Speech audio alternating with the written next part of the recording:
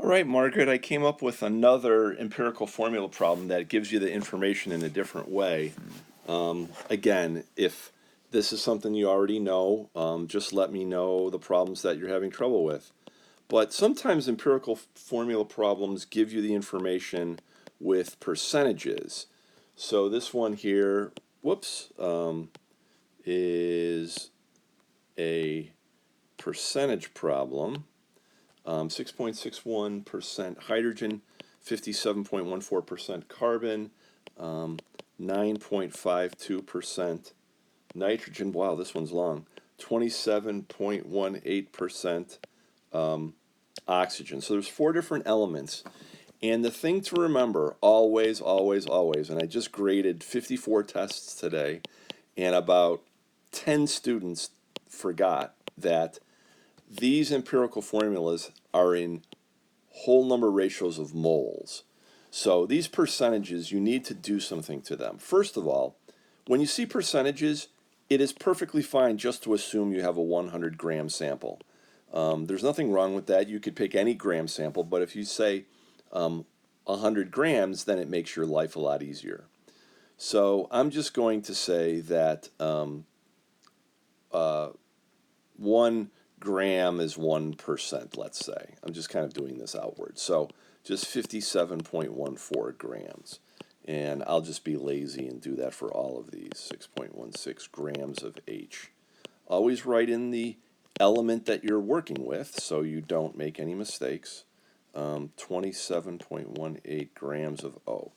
Now I'm going to convert these guys to moles and just see what I get. 1 mole of C is 12.01 grams of C. 1 mole of H is 1.01 grams of H. 1 mole of N is 14.01 grams of N. 1 mole of O is 16.00 grams of O. So now I've got to get over to my phone and do a little bit of division. 57.14 divided by 12.01, I get 4.76 moles C. 6.16 divided by 1.01, that can't be right. 6.16 divided by 0.01, I get 6.10 moles of H. 9.52. Doing this on the phone is not great. I didn't follow my own advice, and I give my students, and you say use a calculator, not your phone. 27.18 divided by 16.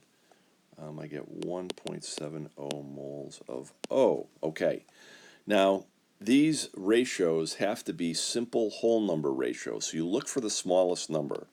So I'm going to divide each of those by 6.80 and see what I get for my four elements.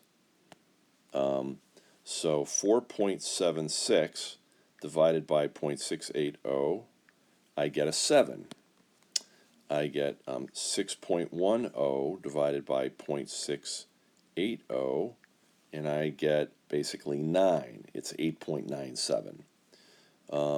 0.680 divided by 0.680 is a 1, and then I have 1.70 divided by 0.680, I get 2.5. Aha, interesting. So as I mentioned on the previous video, even though 3 of these 4 numbers are whole numbers, one of them is a decimal, this has to be a simple whole number ratio, but if I multiply everything by a 2, I'm going to get this formula, 0.5. Or I could write it this way. I'm not sure if your teacher has you write it in a certain way, but this is the simplest whole number ratio that we asked for, like in the earlier problem.